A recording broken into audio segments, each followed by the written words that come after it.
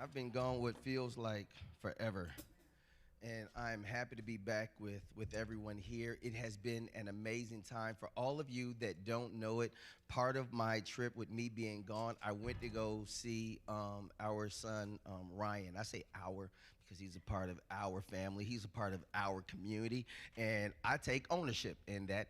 And Ryan got married and it was absolutely amazing. So yes, I flew all the way to New York so that I could be there, and be with my son as he was getting my son. You see the ownership in that with Amy and David. They let me, take that, but I got to be there, and it was so beautiful, and I'm so grateful, and it was just a wonderful time. And then I went to a school board conference, and that was cool. I learned some information, and that's, this is always good, like, yay, I'm happy about that. I love what I do. And so that was fantastic. And then when we left there, we went to Washington, D.C. so that we could be a part of a prophetic conference, and that really got me going. So I've been going, I've been a lot, but none of it replaced how I feel when I'm home.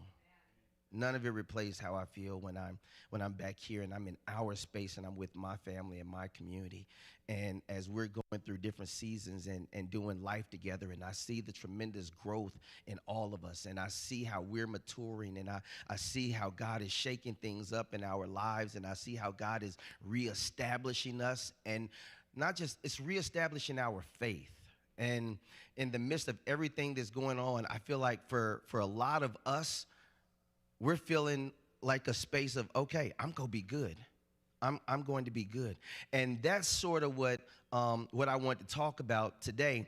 And I was getting phone calls. They said, Pastor Herman, are you going to be preaching about the election? No, Pastor Herman is not going to be preaching about the election. Although I do want to, did anybody see that Saturday Night Live skit?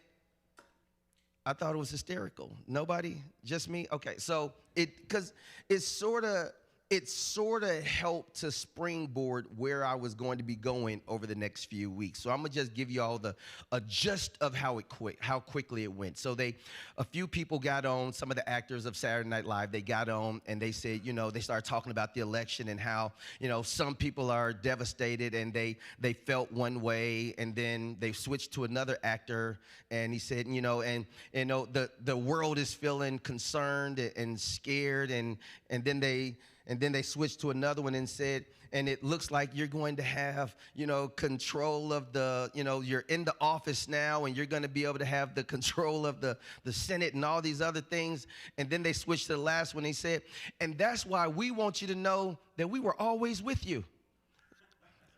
The whole time, we were always with you. We were always supporting. We were always with it. And when I heard that, I started laughing. But then it stopped being funny for a while, which is what led to where I want to talk about now. Because how are we as a body of people going to stand steadfast and be unshakable, living for Jesus in a culture that's filled with compromise? How are we going to stand and stay true to what we believe? How are we going to stay steadfast to our values in a culture that's full of compromise?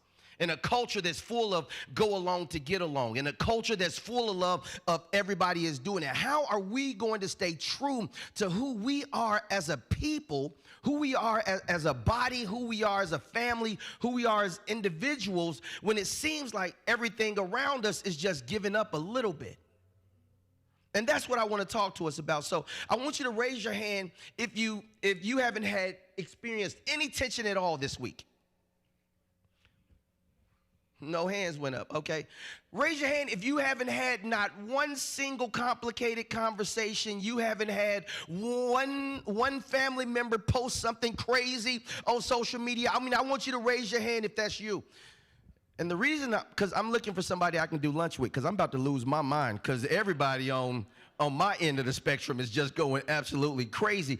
And so if that person was in the room, I'm trying to do lunch with you, because I want to be connected to your family, because mine is crazy. But in any case, it seems like for me, It seems like for me that it's getting more and more complicated to stay close to Jesus in a culture that's constantly trying to pull us away from him.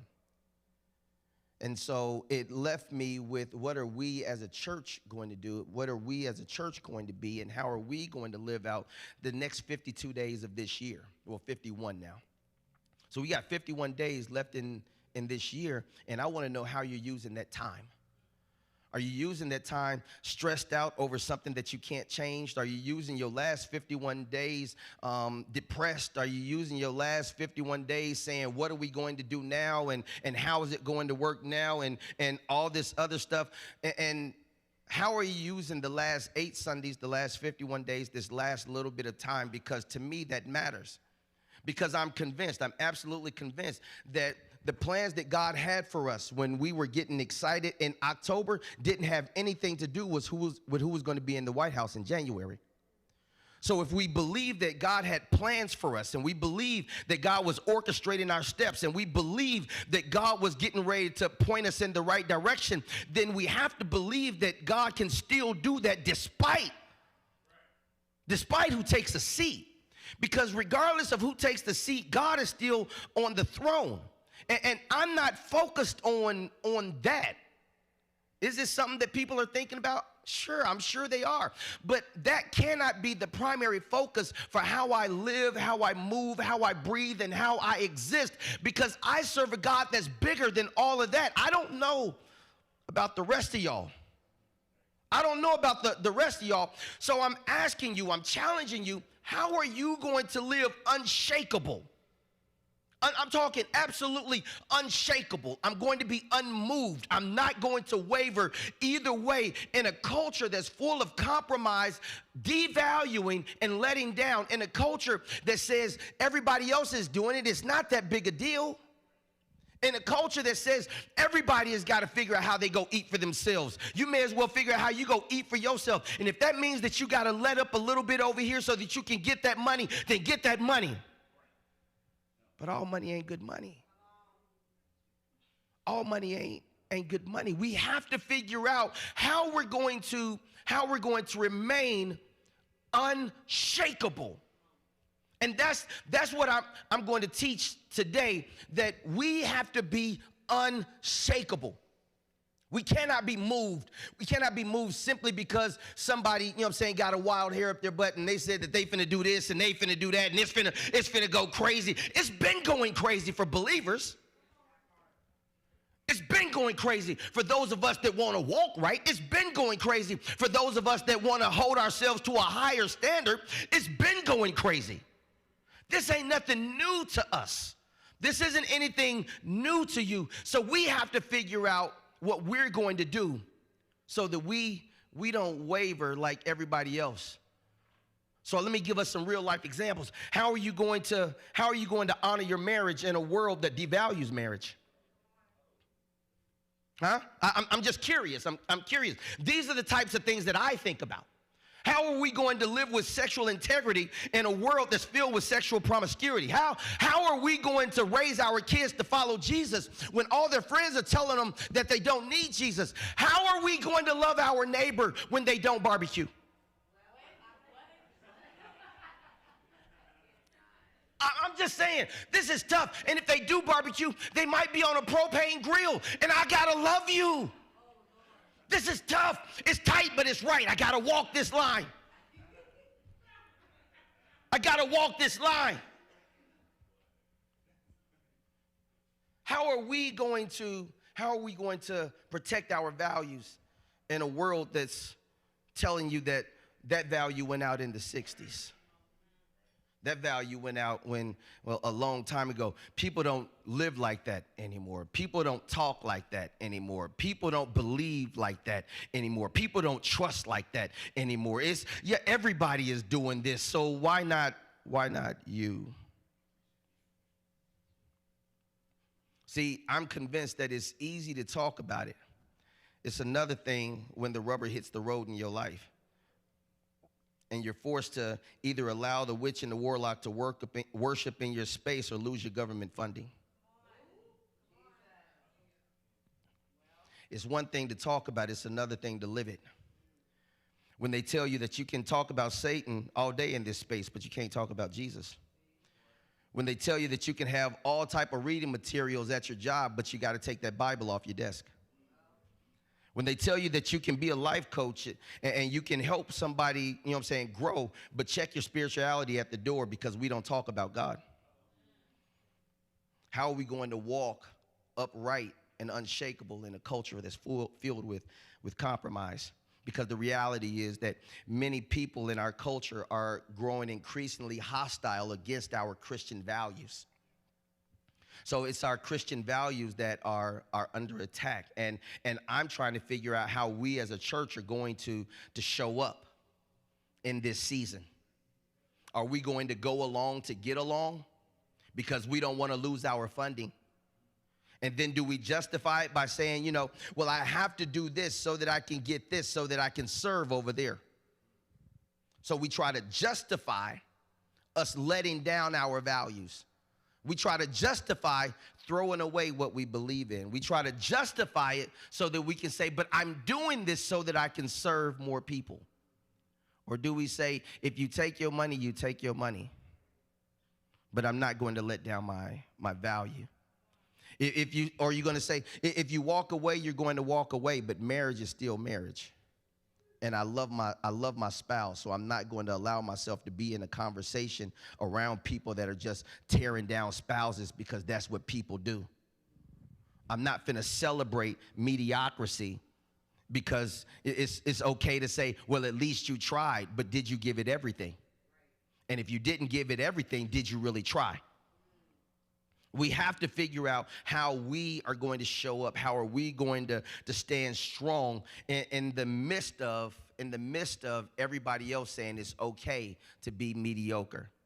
How are we going to hold true to our convictions in a world filled with compromise? Which leads me to one of my first thoughts that says, if we trade our convictions for convenience, then we risk losing the very foundation of who we are in Christ. Are we trading our convictions for convenience? It's easier for me to accept this than to walk a tight line. The world wants us to be less like God and more like the world. Has anybody ever noticed how television has changed since the 60s? Beyond black and white. Beyond black and white. You know, I understand. I grew up in the time when we was broke. So we wouldn't have had a color TV even when it came out. We had that little black and white television. The knob was broke off of it, and it had a pair of needle nose pliers that you had to use to turn the channel. And then you had the antennas on it, and we had aluminum foil on the antenna. And then you had to bend it a certain kind of way. And then when it got that way, then nobody else moved. And if you happened to be holding the antenna and you took your hand off and then it went away, then you was just stuck holding the antenna. It was your turn. That's the house I grew up in. I grew up in the house where they actually, like 11 o'clock, everything went off. You couldn't watch nothing after 11 o'clock. It was just like them red and yellow screens on the thing. And then we found ourselves trying to flip through the UHF channels so that we could try to find something because we just wasn't ready. But we had the volume down real low because we knew if Granny heard that TV going beyond a certain point, she was finna come in there and act a fool. Y'all didn't have that? I grew up like that. It was a hot mess. Well, I'm telling you, we just like click, click, click, click, click, click. Oh, it was just... You trying to find anything to watch. And then what came on wasn't appropriate sometimes. It was terrible. It was absolutely terrible. You could only see some of the crazy. What was that? Oh, the stupid show. Oh, dude be running around. Benny Hill show. He'd be running around chasing everybody on the thing. That was as dirty as it got. And we still never saw nothing. We had to imagine what he might be trying to do, chasing all these people around. And we had to imagine what it was. The other day, I watched the commercial, and I knew I was going to the other place because I watched the commercial. Because the commercial was so explicit that it was just like, oh, my God. I was scared that if somebody came in the room and saw me watching the commercial, they would go, Pastor Herman. It's a commercial. I didn't do this. They paid for this. Why am I bringing all that up?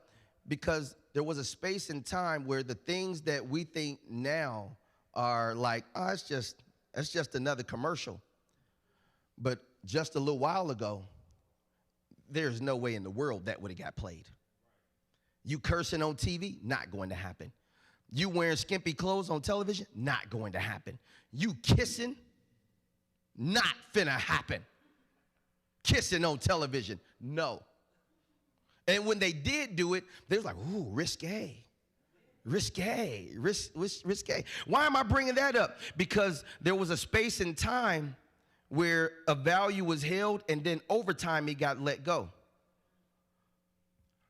As a church, are we going to be those same people that a value is held and then over time we let the same value go?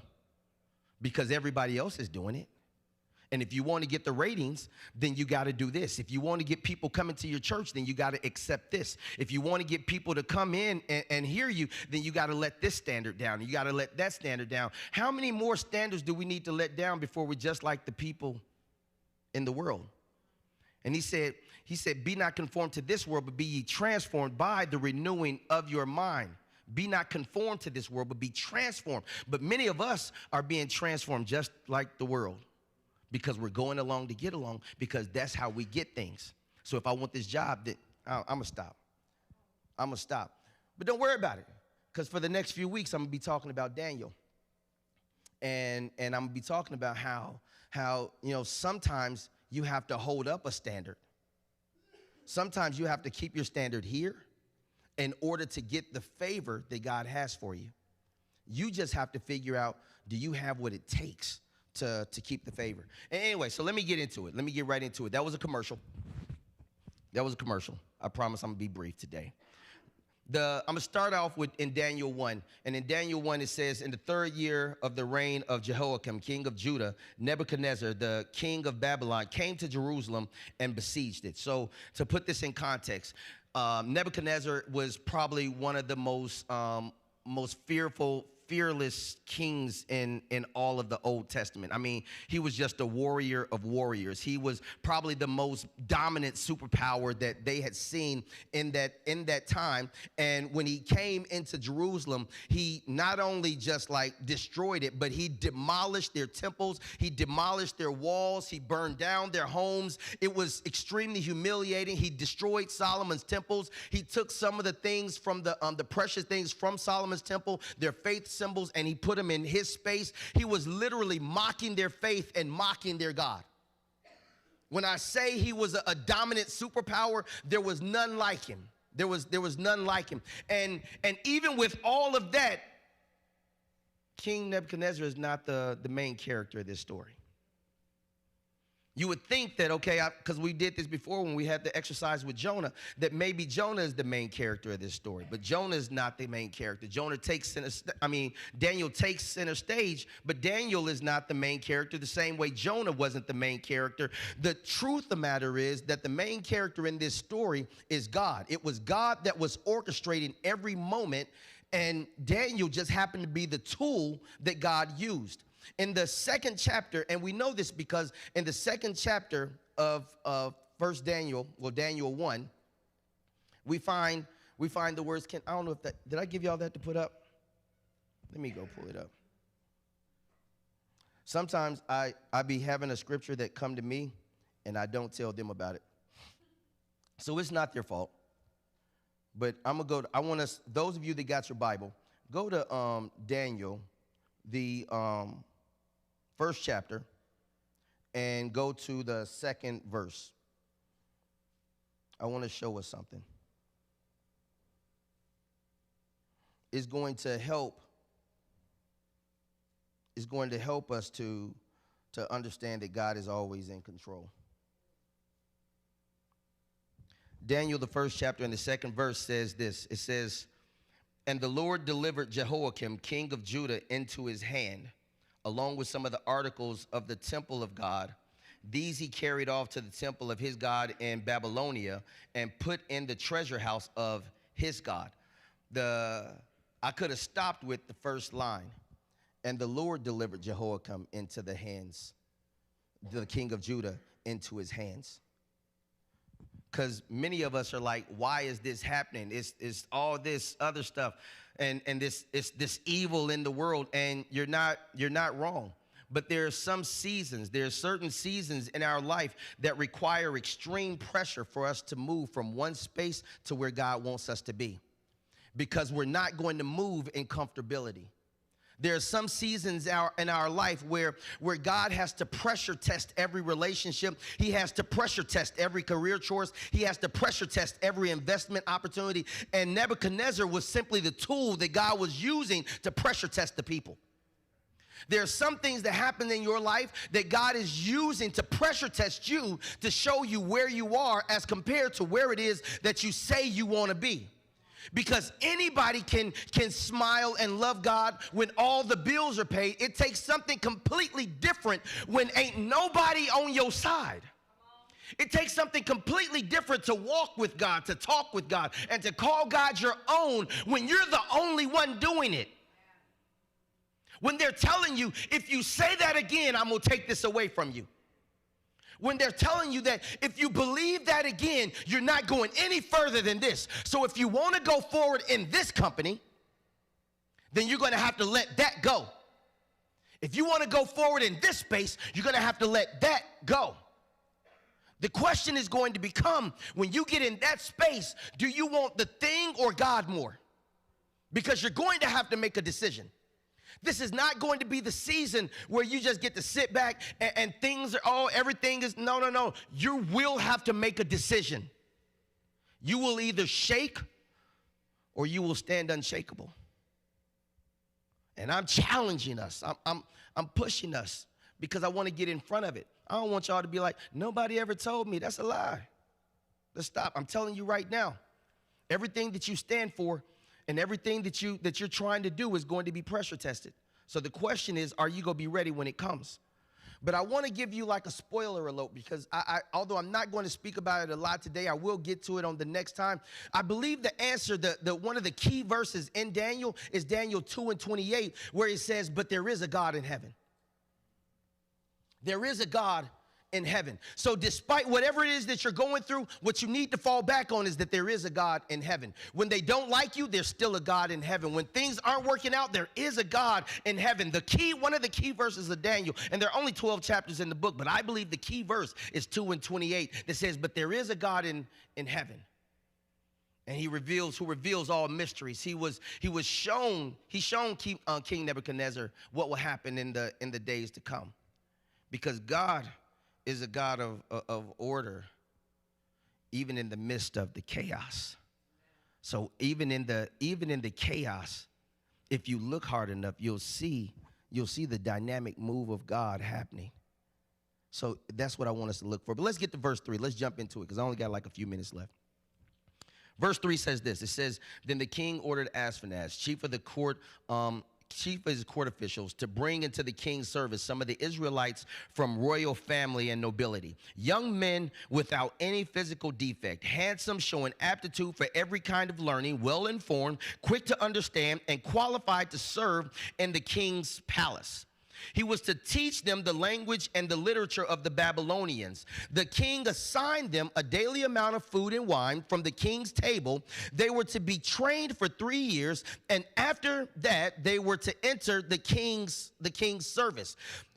I want us to not skip over this, because he wasn't just looking for anybody. He was looking for the best of the best. He wasn't just looking for any mediocre person. He was looking for royalty. He wasn't just looking for somebody that could do a job. He was looking for somebody that could do a job to the highest degree, to the highest level, and have a deeper understanding. He wasn't looking for anybody. He was looking for you. The enemy is not after just anybody. He wants people that have influence.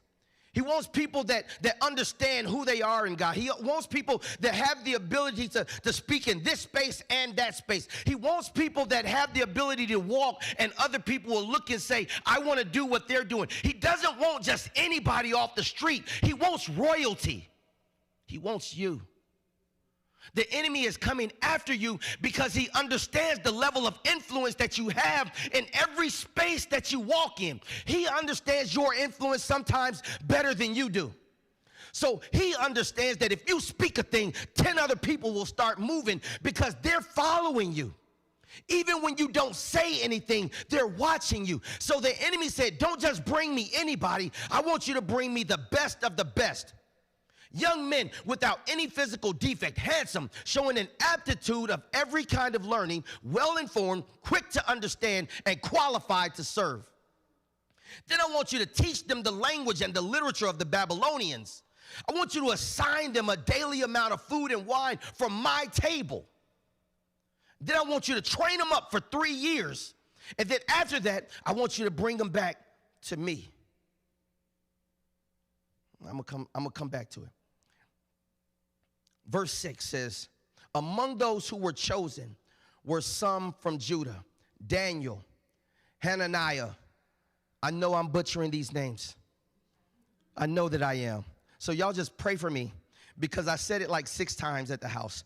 But Daniel, Hananiah, Mishael, I was saying Michelle, but that Mishael, and Azariah, okay.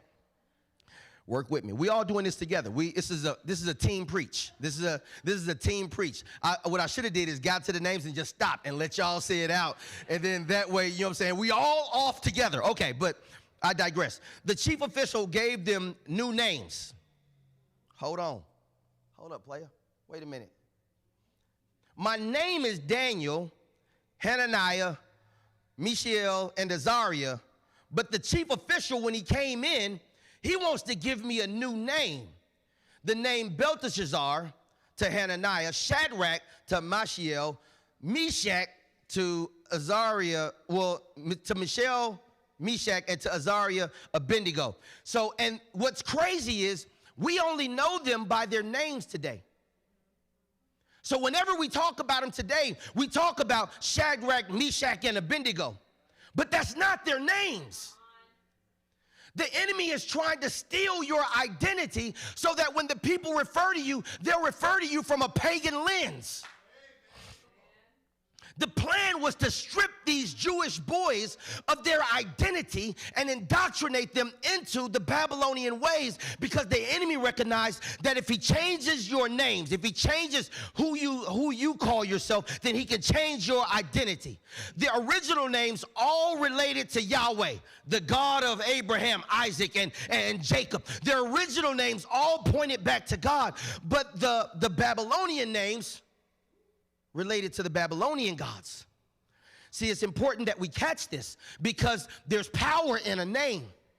There's power in what you respond to. There's power in what you allow people to call you. You can't just call me any old thing, not and expect me to respond. You might call me that, but that don't mean that I'm going to respond.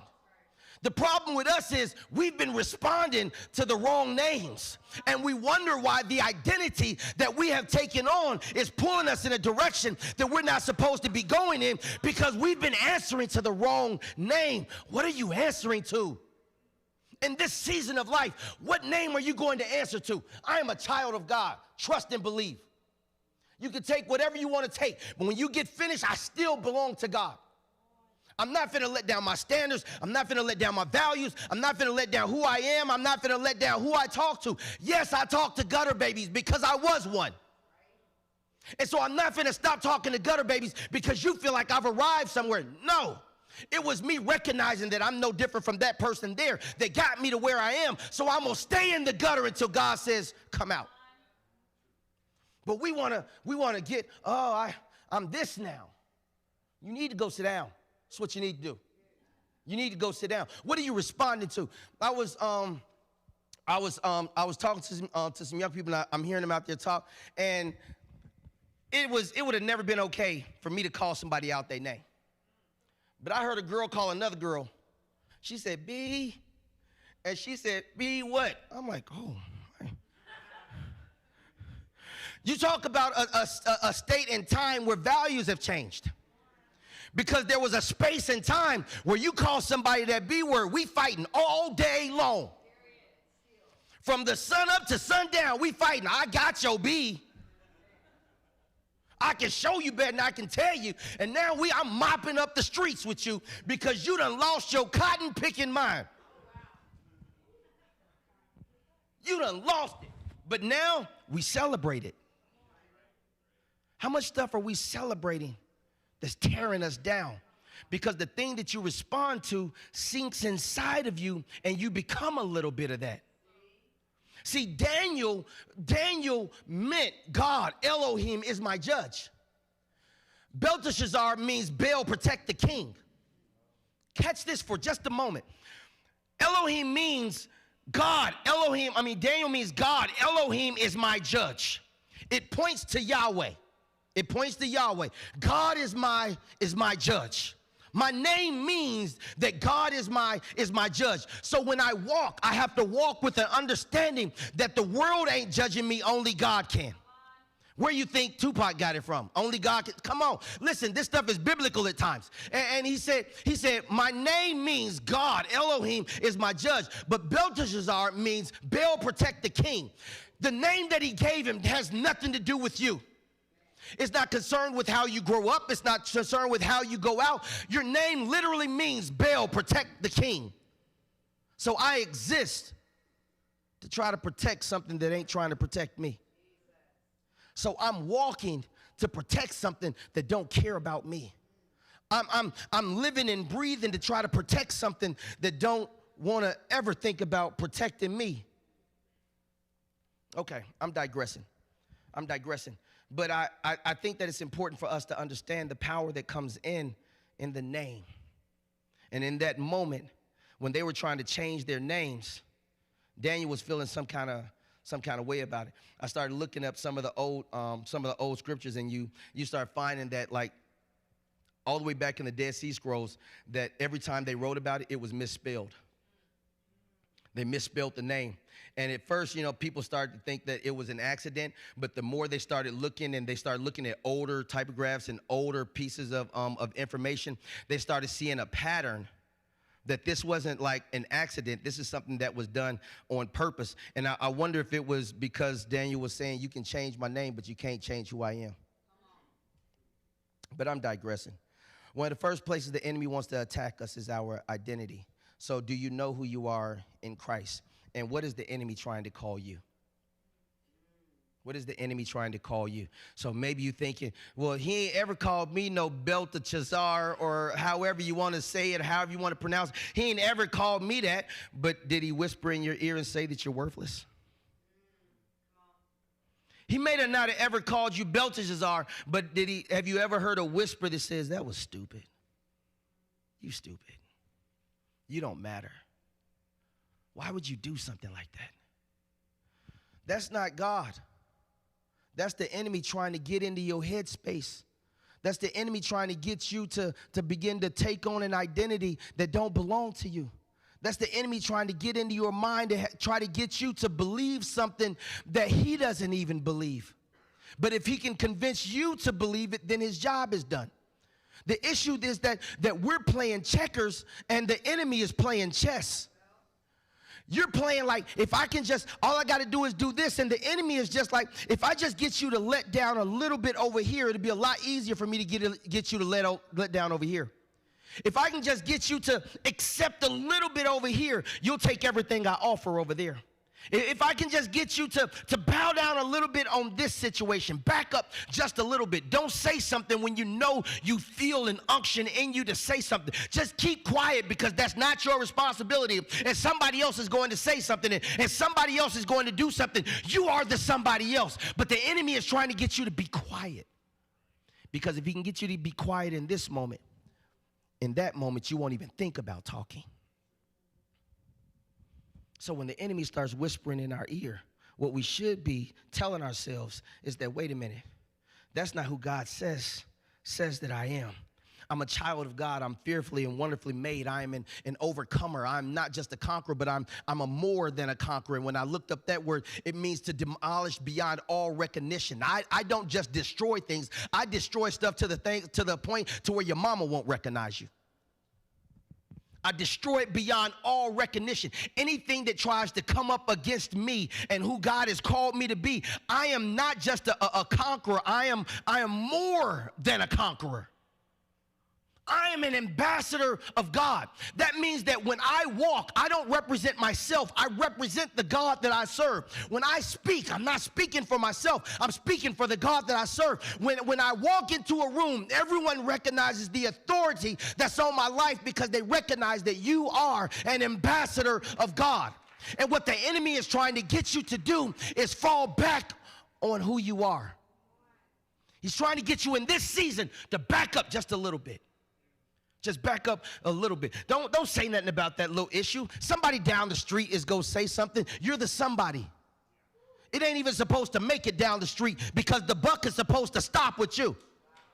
So you're supposed to speak up for the oppressed. You're supposed to speak up for the ones that don't have a voice. You're supposed to speak up for the ones that are timid. You're supposed to speak up for the ones that are afraid. You're supposed to speak up because that's what God put inside of you.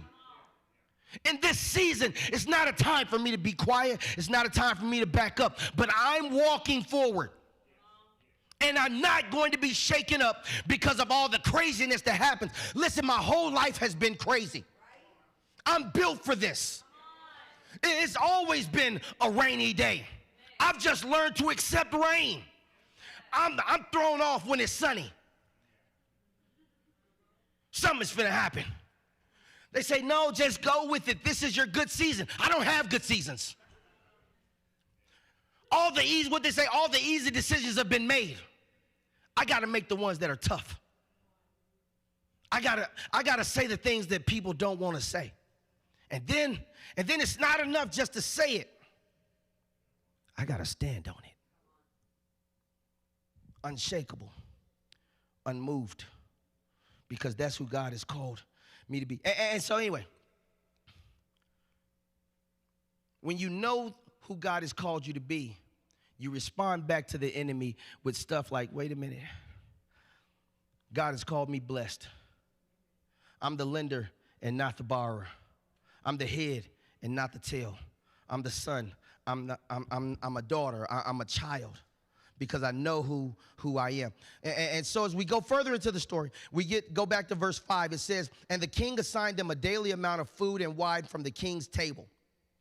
Now, when I first read that, because we just came out of a fast, and everybody was going to think, oh, this is about the fast. And on one aspect of it, it was. But as I began to read, I wanted to go a little bit deeper. I want to understand it a little bit more. I want to see beyond the surface level of what you immediately see and see why was this so significant that they had to point it out to say, and we're going to provide them a daily amount of food and wine from the king's table. And when I began to look into it and I began to think about it, I started thinking about the order of the king and that this is food that had been dedicated to pagan gods. What they were trying to give them was food and nourishment that had been dedicated to pagan gods because they believed that if we dedicate this food to the pagan gods, if we dedicate this food to the people above, then these pagan gods are going to make me stronger. These pagan gods are going to make me smarter. These pagan gods are going to make... So what they were trying to give you is they were trying to give you their order of doing things because they believed that in order for you to go higher, you had to accept what the pagan gods were giving you. So in order for you to get here, you were going to need to dishonor yourself a little bit. I wonder who I'm talking to here when they say, in order for you to move forward, you're going to have to dishonor yourself a little bit. In order for you to get this, you're going to have to compromise a little bit. And it would have been easy. Everybody would have been like, you got to eat food. Everybody else is eating. Don't go hungry. You gotta eat. It's not gonna hurt you. God is going to understand we're in this bad space. God don't want us to starve ourselves. He's truly going to understand. But I go back to what I said earlier. If we trade our convictions for convenience, we risk losing the foundation of who God is. So Nebuchadnezzar is wanting Daniel to betray his commitment to Yahweh. Y'all got to understand that this is an intentional move to get you to betray your commitment, not to the individuals, but to God. This ain't about your job. This is about your relationship with God. This ain't about, you know what I'm saying, your neighbor. This is about your relationship with God. Do you, what they say, I'm standing on business? Do you stand on business, or do you go with what's easier? I go in the flow of less resistance because I'm just trying to get there. The problem that I have with this is because for us as believers, it's not just where we're going, but how we get there matters. It's not just what I say, but how I say it even matters. But I'm getting ahead. Daniel 1:8 says this, but Daniel resolved not to defile himself with the royal food and wine, and he asked the chief official for permission not to defile himself. One version says, the New Living Testament version says, Daniel was determined. The New American Standard says, Daniel made up his mind. The King James Version said, Daniel purposed in his heart. He was resolved, he was determined, he made up his mind, he had purposed in his heart that he wasn't going to do anything that was going to dishonor God. How many of us have that? How many of us have that? Daniel was convinced. He recognized that he was forced to live in Babylon, but he was not going to allow Babylon to live inside of him. So he said, there's got to be another way. I'm going to live with my conviction and a culture of compromise. There's got to be another way. And I began to think about, how many of y'all know about SNCC, the Student Nonviolent Coordination Committee? In the early 60s, during the civil rights time, SNCC was a group of college students who were dealing with civil rights, and they were moving people, motivating people, encouraging people, challenging people, pressing people to stand up against the opposition that was coming to Black America on the behalf of white America.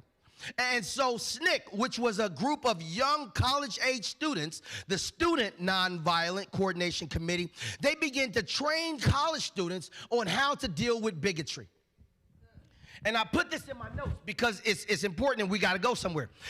These college-age students, not the adults, these college-age students who were coming into who it was that they were going to be, not the ones that were seasoned. See, some people had just accepted the fact that this is just how it's going to be, and this is just what it is, and I hate this, and I can't wait for somebody to do something about it. But these college students, the young kids, came together and said, we are the somebody that has been called to do something about it in this season. But how we're going to do this matters. So we have to get people ready. We have to train people in order to keep them so that they don't lose it when they face bigotry. So they trained them on what to do when we start doing these lunch counter sit-ins. How many of y'all are aware of what a lunch counter sit-in is? A lunch counter sit-in was when blacks couldn't go into certain places. They couldn't eat in certain spaces. And so what they were fighting for is we want the right to be able to eat the same place, sit at the same counter that everybody else is eating at. You go take our money, then you need to let me sit at this counter. I'm not finna go in the back door. I'm gonna come in the front door. I'm not finna sit out back with the trash. I'm gonna sit at the same counter that they're sitting at. And everything in the world was saying, no, you're not. But these college students said, we are not going to move, but we can't just put black people and young people in this space and expect them to deal with somebody yelling at them, screaming at them, throwing food at them, and calling them out their names, spitting on them, and then not expect them to act up and get indignant. So we got to train them on how to deal with bigotry. We got to train them on how to deal with hate.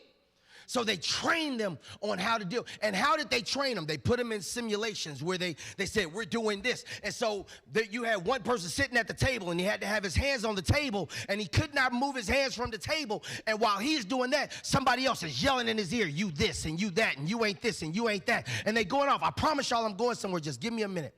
And they just started like spewing all this hate into them. And there were times where the kids couldn't take it. They got up and they had to walk away. But then they came back to the table and they sat back down because they recognized that they were being trained for something greater. They trained for the bus boycotts.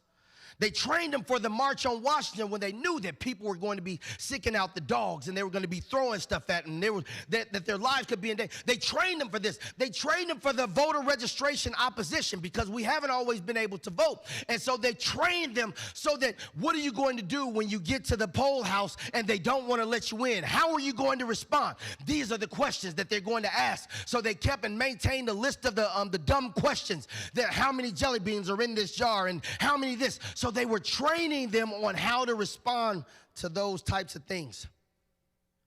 SNCC was a huge movement in the civil rights era on moving the people from where they were to where they wanted them to be. And I got to thinking about that, and I said, the church can learn something. Because how are we getting our people ready to move from where they are to where God is calling them to be?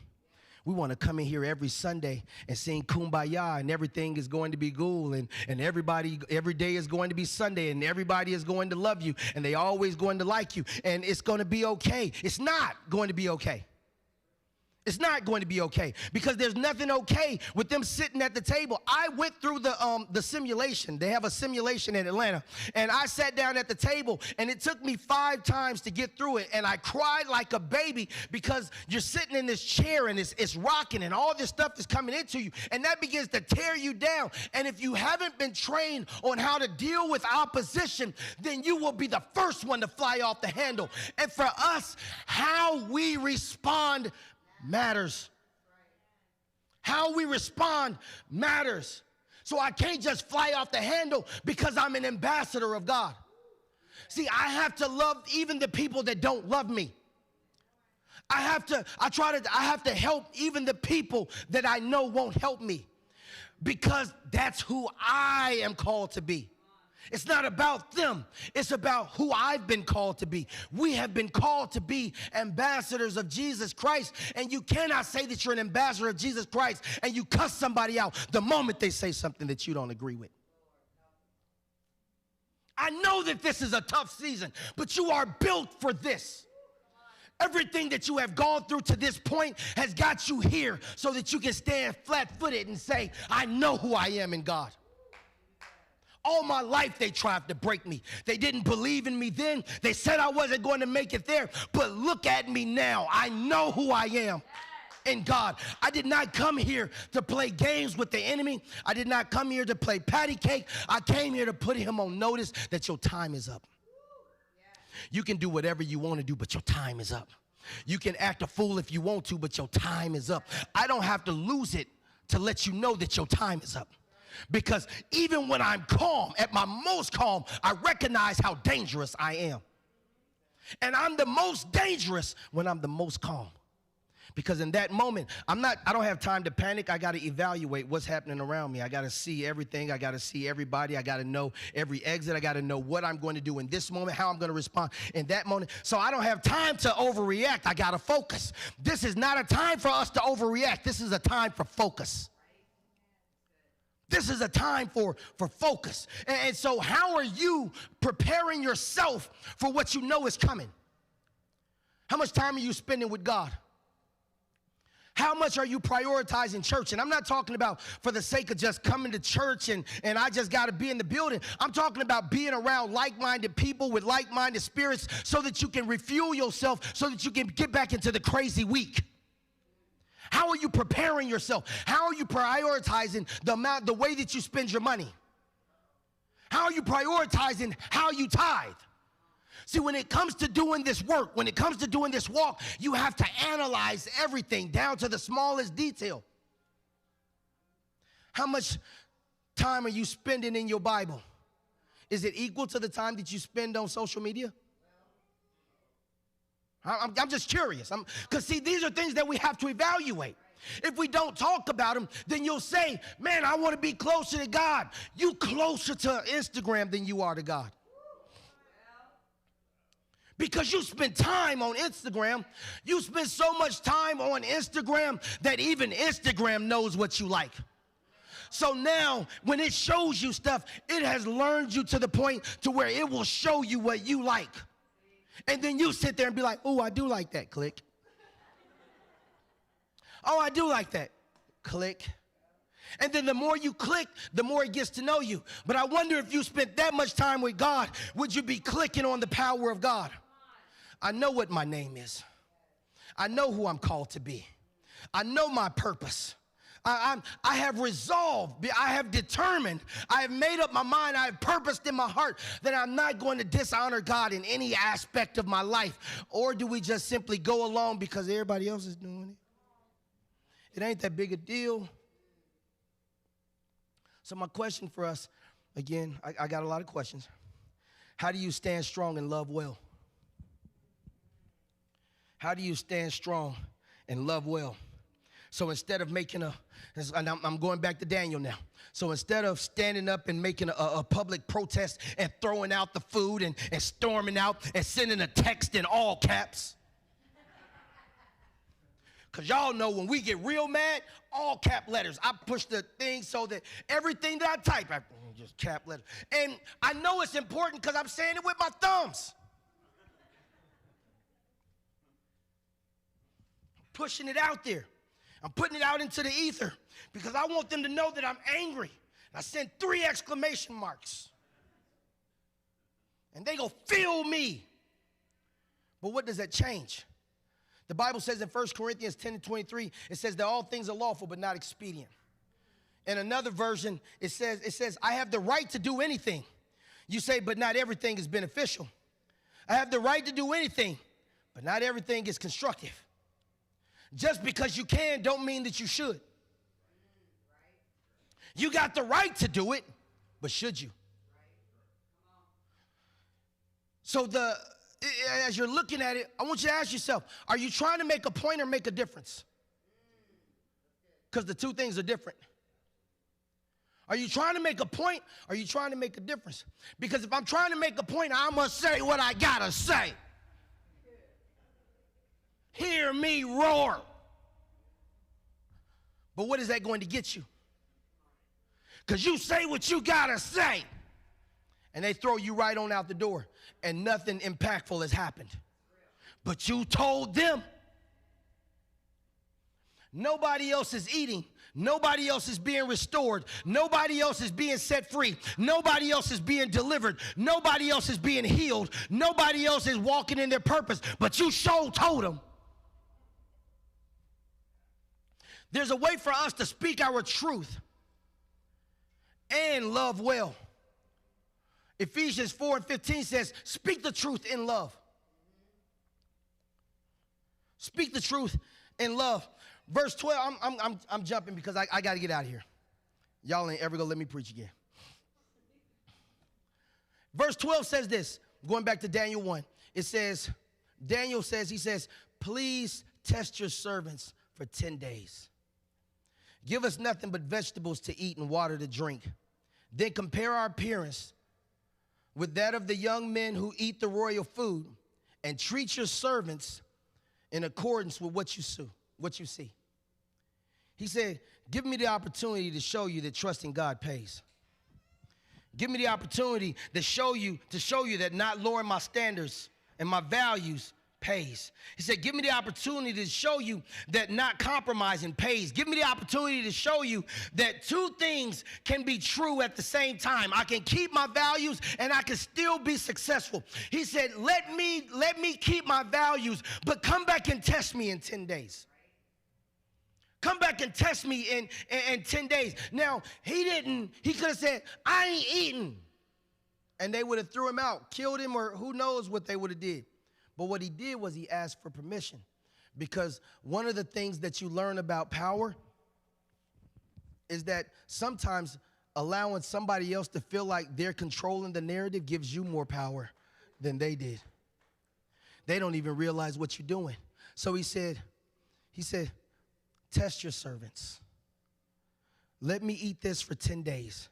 And if after 10 days you don't see any difference, then deal with me according to what you see.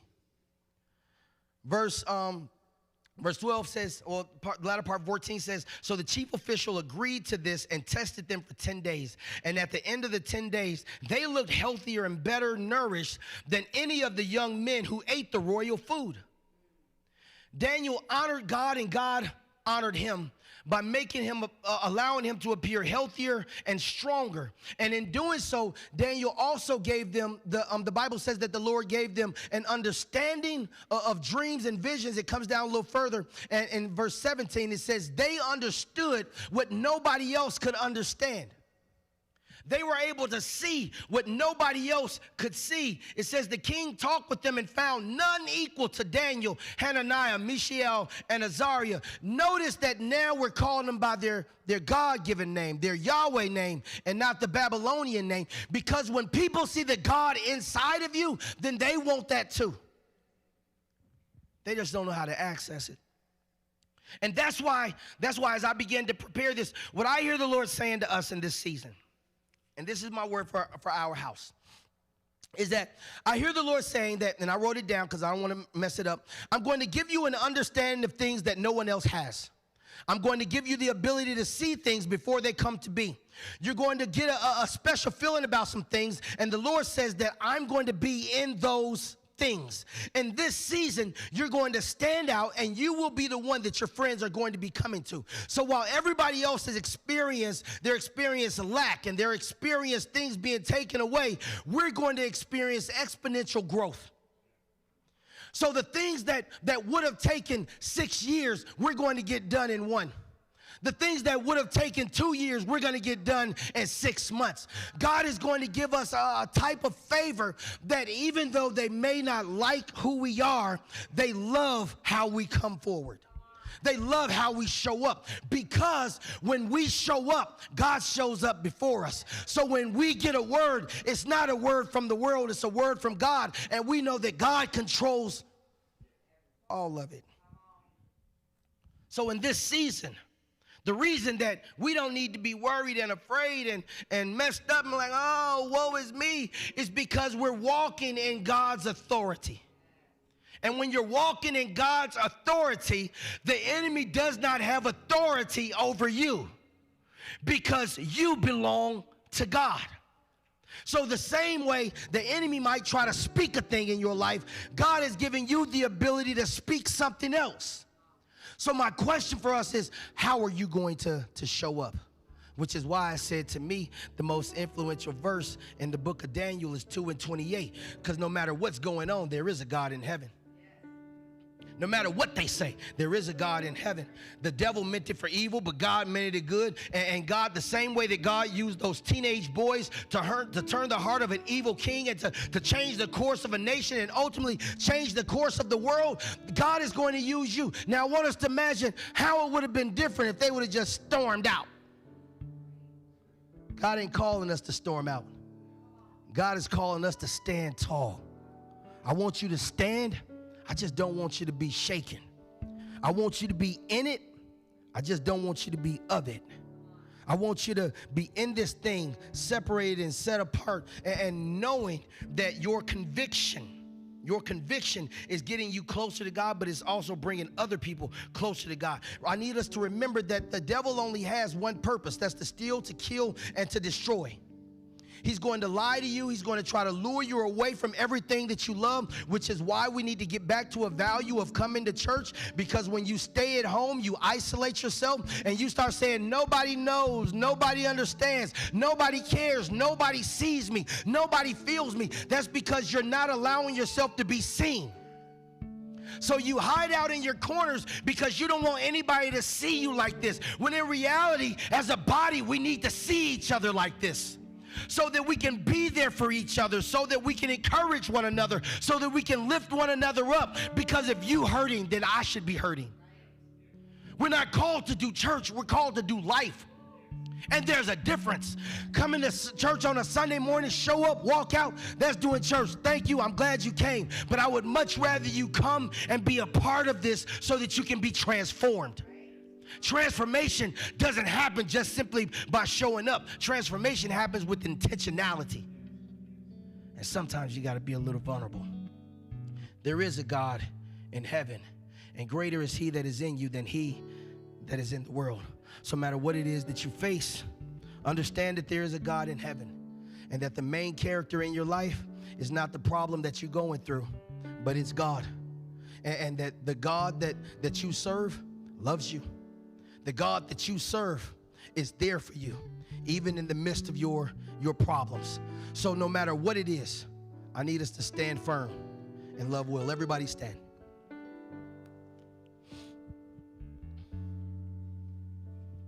You might be forced to live in Babylon. You just might be. But you don't have to let Babylon into you. Just because it's crazy out there in the world, don't mean it has to be crazy in you. In this season, I need you to understand that God is not going to allow this situation to overtake you. That God is going to use this situation to exalt you, to lift you up, and to show you how great you really are.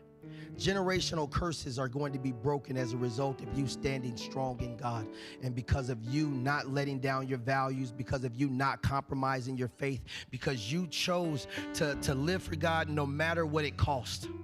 If they take it, they take it. If they walk away, they walk away. But I'd rather be alone with God than have a bunch of people around me and God be nowhere around. So in this season of your life, commit to being unshakable. Next time I speak to y'all, Kaylin's going to be speaking next week, but the next time I speak to y'all, I'm going to be talking to you about what are you going to do when you're under attack? Because the enemy is coming for you. It's not a question of if he's going to come, he's coming. What are you going to do when he does come? My objective over the next few weeks is to get you ready. I'm going to get you battle ready. You go be battle tried. You go be true. So that when the enemy do show up in your life, you go laugh at him. That was it. You had all this time and the best you could come up with was that. You spent all this time trying to figure out who I was. And the best thing that you could say to me is nobody likes me. That's corny as mess. What if I told you there are times when I don't even like me? So now we all agree on something. But I'm glad that God loves me. I'm telling you, you're going to be battle ready. You're going to be battle ready in this season. Because when we cross over to 2025, we will have already experienced some of the things that God is going to do for us in the next year. It isn't going to have to wait until January and February. For some of us, we're going to experience the breakthrough power of God in the next 51 days. And so when we walk into the next season of our lives, we're going to be walking through on the steps of praise and the steps of like thank you as a result of what God has already done. And that's what I want us to touch and agree with. So every head bowed, every eye closed. God, we thank you for everything that you have done. In the good days and in the bad days, God, we thank you. The good situation and the bad situation, God, we thank you. No matter what's going on around me, God, I know that your love lives inside of me. So God, I ask that you would give me the strength, the power, and the wherewithal to maintain the strength that you have given me so that when the opposition comes, my knees don't buckle and my back doesn't break. Allow my knees to stay strong and my neck to stay lifted to the hills from which cometh my help. Allow me to be the example that says that no matter what comes, that we won't break. Teach me how to love well. Teach me how to forgive. Teach me how to let go. Teach me how to let it come in one ear and right out the other. God, I want to be trained up. I want to be ready so that when the enemy tries to come in like a flood, I know that you have already lifted up a standard that he won't be able to tear down. God, we will be your examples, your ambassadors in this season. So we stand on the behalf of our families, and we say our families will be saved. We stand on the behalf of those that are facing addictions, and we saying that addiction will be broken. We stand on the behalf of those who have chains holding them down, and we say chains will be broken. We stand on the behalf of individuals that say they have to go, and we say that they don't have to. Lives are going to be changed. People are going to be set free. But God, you will get all the glory. You will get all the praise. And if you believe that, say amen.